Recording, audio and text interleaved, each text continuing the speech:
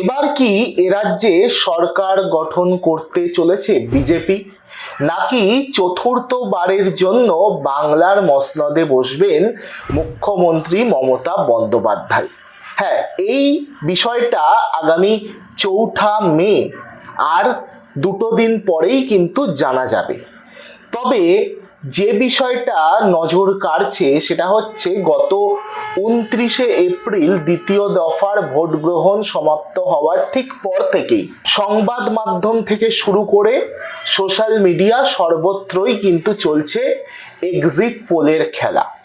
Exit pole নাম দিয়ে কার্যত সেখানে বেশিরভাগ ক্ষেত্রেই দেখানো হচ্ছে যে এ রাজ্যে পুনরায় তৃণমূল কংগ্রেস সরকার গঠন করতে পারছে না বিজেপি, অর্থাৎ ভারতীয় জনতা পার্টি।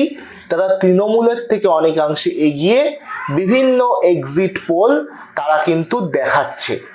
তবে এর মধ্যে কতটা সত্যতা রয়েছে, এগুলো কি ঠিক হবে?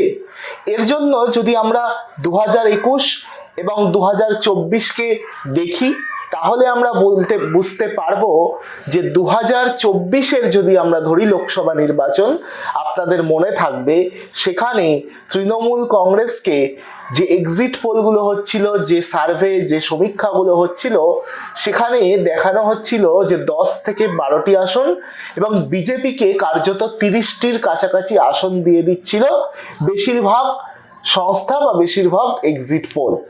কিন্তু আদতে আমরা দেখেছিলাম যে 2024-এর লোকসভাতে ফলাফল উল্টে গেছিল, অর্থাৎ 12তে থামতে হয়েছিল বিজেপিকে এবং 29টি আসন তৃণমূল কংগ্রেস পেয়েছিল। তো বলা চলে যে কোনোবারই এই সমীক্ষাগুলো খুব একটা মেলে না, এবারও মিলবে না বলেই মত শুধু তৃণমূল কংগ্রেস কর্মী সমর্থক কিংবা নেতৃত্বদের নয়, একাধিক রাজনৈতিক বিশ্লেষক, একাধিক সাংবাদিক তারা দাবি করছে। এবং বেশিরভাগ তৃণমূল কংগ্রেসকে পিছিয়ে দিলেও বেশ কিছু সংবাদ মাধ্যম, বেশ কিছু সংস্থা, ইউটিউব চ্যানেল তারা কিন্তু তৃণমূল কংগ্রেসকেই এগিয়ে রাখছে।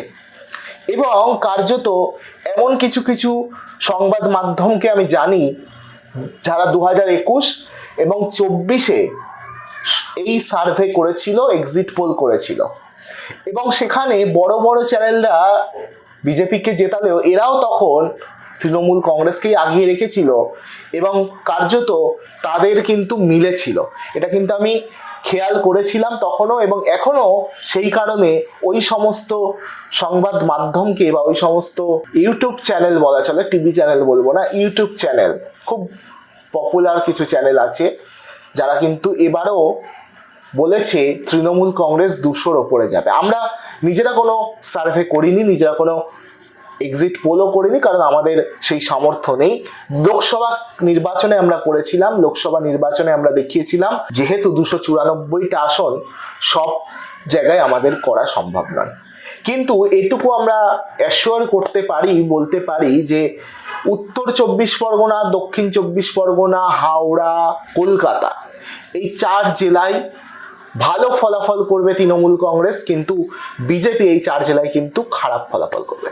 অন্যদিকে উত্তরবঙ্গ, কোচবিহার, দার্জিলিং, কালিম্পং, এই সমস্ত কেন্দ্র, মানে এই সমস্ত জেলায় বিজেপি একটু হলে এগিয়ে রয়েছে তৃণমূল কংগ্রেসের থেকে, এটা বলাই যায়। এবার প্রশ্ন হলো সামগ্রিক কি হবে?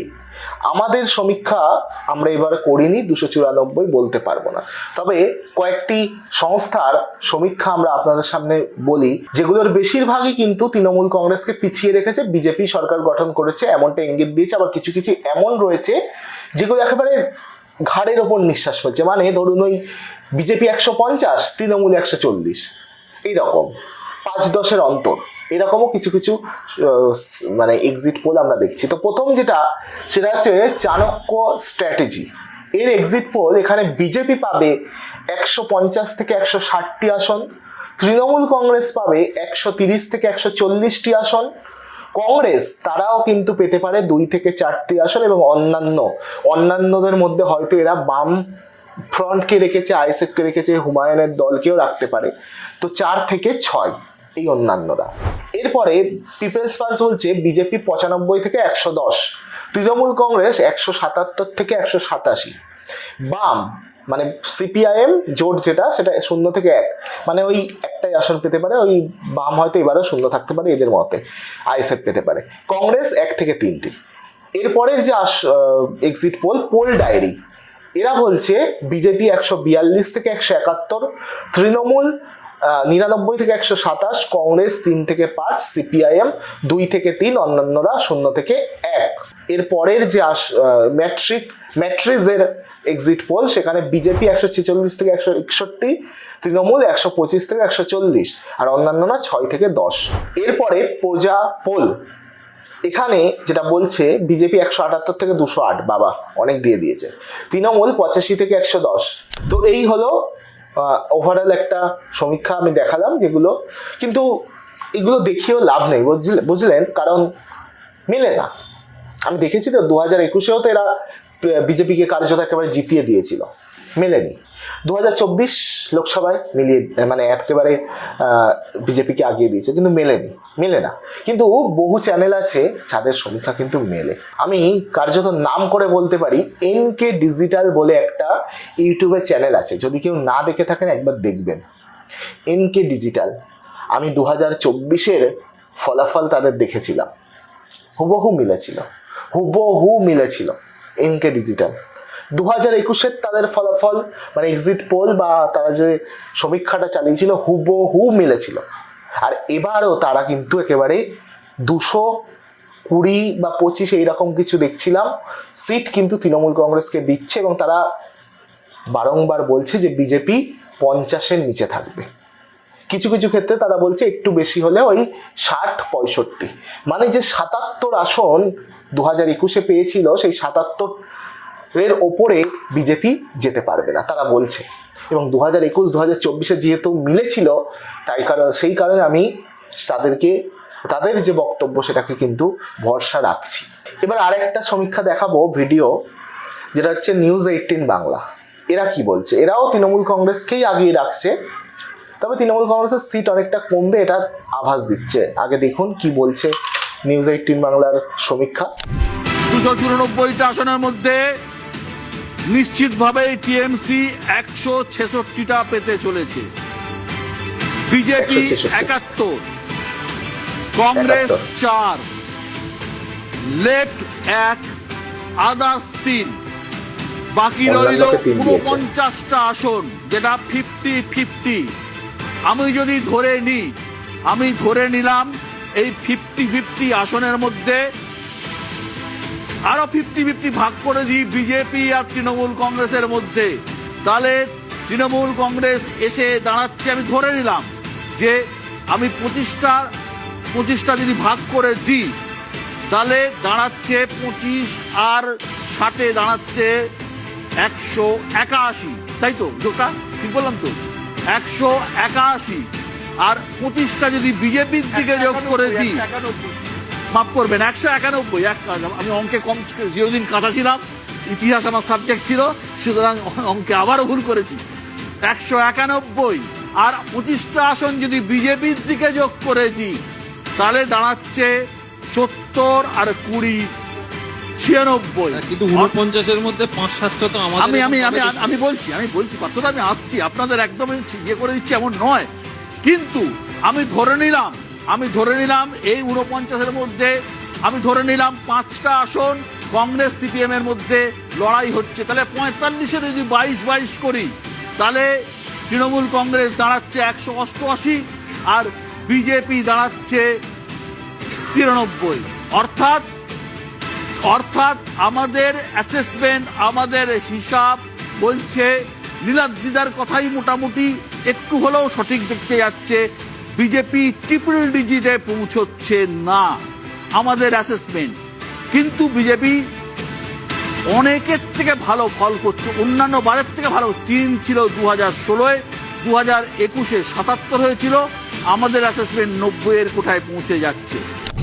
দেখলেন নিউজ 18 বাংলার যে সমীক্ষাটা বা এক্সিট পোলটা, তৃণমূল কংগ্রেস 166, বিজেপিকে 71, এবং এমন 49টি আসন রয়েছে না যেখানে হচ্ছে একেবারে হাড্ডাহাড্ডি লড়াই হবে, মানে 50-50 লড়াই, যে ওই 49টি আসন কিছু আসন তৃণমূলও পেতে পারে, কিছু আসন বিজেপিও পেতে পারে, এইরকম মানে দুটো দলের মধ্যে একেবারে হাড্ডাহাড্ডি লড়াই হবে। চলুন তর্কের খাতিরে ধরে নেই বিজেপি এই 29টা যে এই 49টা যে আসন হাড্ডাহাড্ডি যে লড়াইটা হবে, যেটা এখনো 50-50 কোনো দলকেই দেওয়া হয়নি, তর্কের খাতিরে আমি বিজেপিকেই বেশি দিয়ে দিই।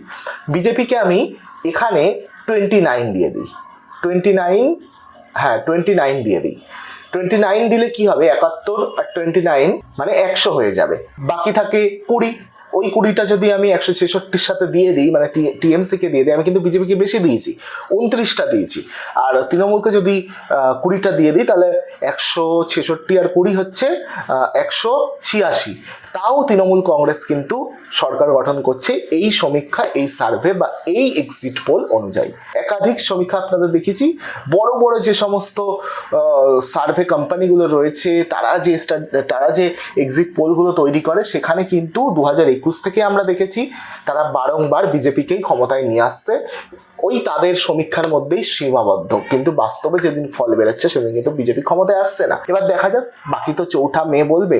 এবার যদি N24 টিভির একটা সামগ্রিক আভাস জানতে চান, তাহলে আমরা বলতে পারি যে এখানে একটা দেখেছিলাম, এতগুলো আপনাদের দেখালাম না, তার মধ্যে একটা দেখেছিলাম এই যেটা হচ্ছে পিপলস পালস, এর সাথে কিন্তু আমি একমত।